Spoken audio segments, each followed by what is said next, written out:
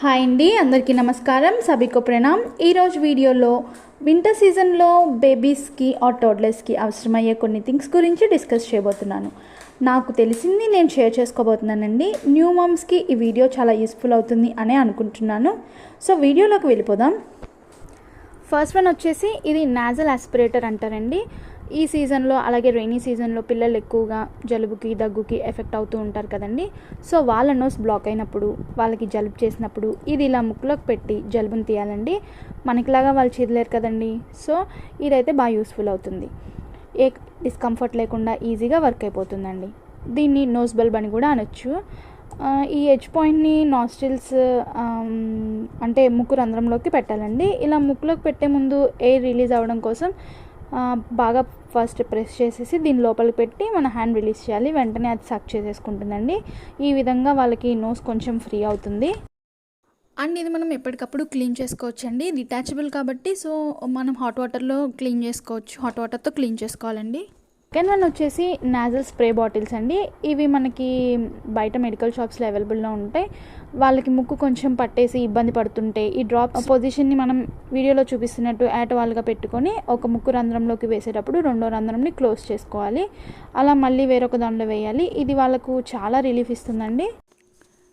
ఇది వాళ్ళు ఇబ్బంది పడుతున్నప్పుడు మనం డేలో ఎన్నిసార్లు అయినా వేసుకోవచ్చండి. బట్ పాలు తాగిన వెంటనే మాత్రం వేయకూడదు. సో ఇది చాలా క్లియర్ లిక్విడ్గా ఉంటుంది కాబట్టి వాళ్ళకి చాలా ఫ్రీ అవుతుందండి వాళ్ళ నోస్ అనేది. థర్డ్ వన్ వచ్చేసి నెబులైజర్. ఇది బాగా గొంతు దగ్గర ముక్కు దగ్గర వాళ్ళకి కఫంలా పట్టేసిద్ది కదండి. ఆ టైంలో యూస్ చేసుకుంటే చాలా రిలీఫ్ ఇస్తుందండి వాళ్ళకి. ఇది ఎలా యూజ్ అవుతుందంటే డాక్టర్ సజెస్ట్ చేసిన మెడిసిన్ మనం అలా మాస్క్ని అలా ఓపెన్ చేసినప్పుడు అక్కడ ఆ లిక్విడ్ని అక్కడ వేసుకోవాలండి. వేసుకున్నప్పుడు స్విచ్ ఆన్ చేయగానే మనకి వేపర్స్లా ప్రొడ్యూస్ అవుతుంది. ఆ వేపర్స్ ముక్కు ద్వారా వాళ్ళ లోపలికి, ముక్కు ద్వారా నోటి ద్వారా లోపలికి వెళ్ళడం జరుగుతుంది. అలా కఫం పొట్టలోకి వెళ్ళిపోయి మోషన్ రూపంలో నుంచి మనకి బయటకు వచ్చేస్తుందండి. ఎప్పటికప్పుడు మనం ఇది హాట్ వాటర్లో డిప్ చేసుకొని చక్కగా టిష్యూస్తో క్లీన్ చేసేసుకొని ఉంచుకోవాలండి. అండ్ ఇందులో మెడిసిన్ డాక్టర్ సజెస్ట్ చేసినప్పుడు యూస్ చేయడం చాలా సేఫ్ అండి.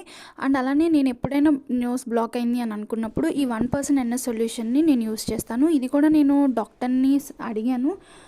ఇది యూస్ చేయొచ్చు, దీనివల్ల ఏ సైడ్ ఎఫెక్ట్స్ ఉండవు అని కూడా డాక్టర్ నాకు సజెస్ట్ చేశారు. సో ఇప్పుడు నెక్స్ట్ వన్ వచ్చేసి లోషన్స్ గురించి అండి.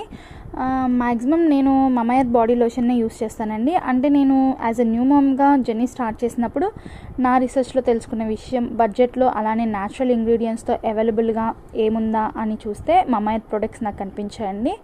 సో లక్కీగా నా బేబీస్ ఇద్దరికి అవి సెట్ అయ్యాయి. సో అప్పటి నుంచి నేను ఈ లోషన్ని తరచుగా యూస్ చేస్తూ ఉన్నానండి.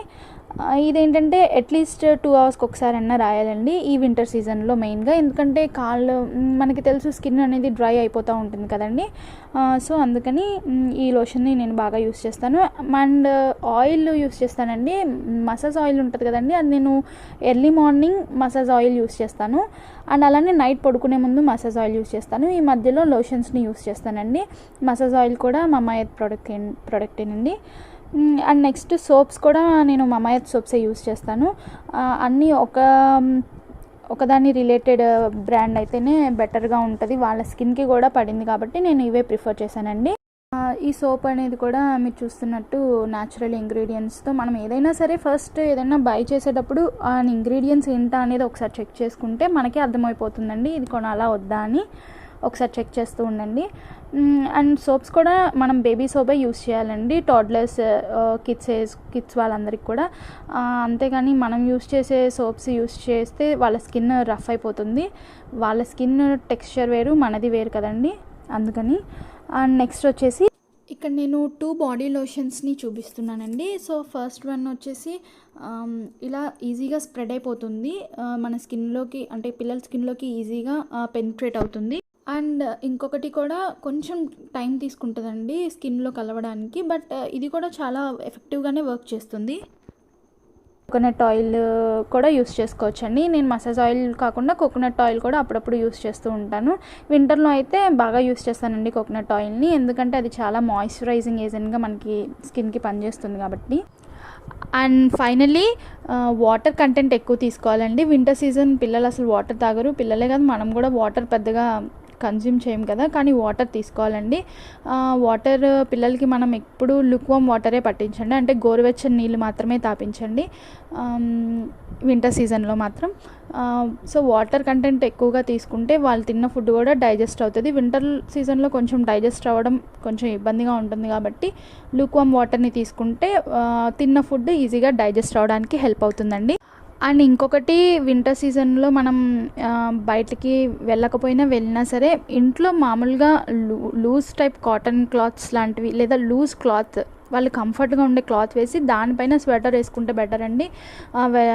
వెచ్చగా వామ్గా ఉండాలి కదా అని చెప్పేసి అన్నీ వేసేసుకోవడం కంటే కొంచెం లోపల లూజ్ క్లాత్ వేసుకొని పైన స్వెటర్ వేసుకొని, అలానే వీలైతే సాక్స్ లేదా షూస్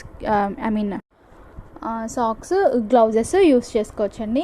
ఏదో ఒక పాయింట్ ఆఫ్ టైంలో ఈ వీడియో మీకు యూస్ఫుల్ అయింది అని అనిపిస్తే ప్లీజ్ లైక్ చేసి, షేర్ చేసి, సబ్స్క్రైబ్ చేయడం మాత్రం మర్చిపోకండి.